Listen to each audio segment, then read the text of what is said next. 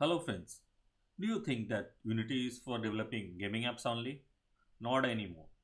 I am Neeraj Jaswal, founder and CEO of AppNini, an app development company which has developed more than 100 plus apps across 9 different platforms.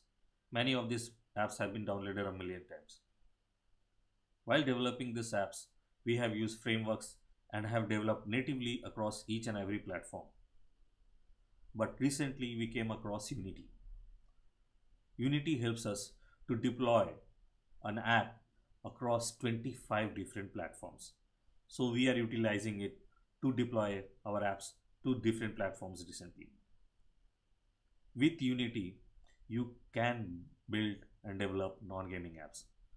With the increasing support for 2D development and Unity UI, which are the building blocks for non-gaming app development, it is very much possible now to host your applications across different platforms with a single code base.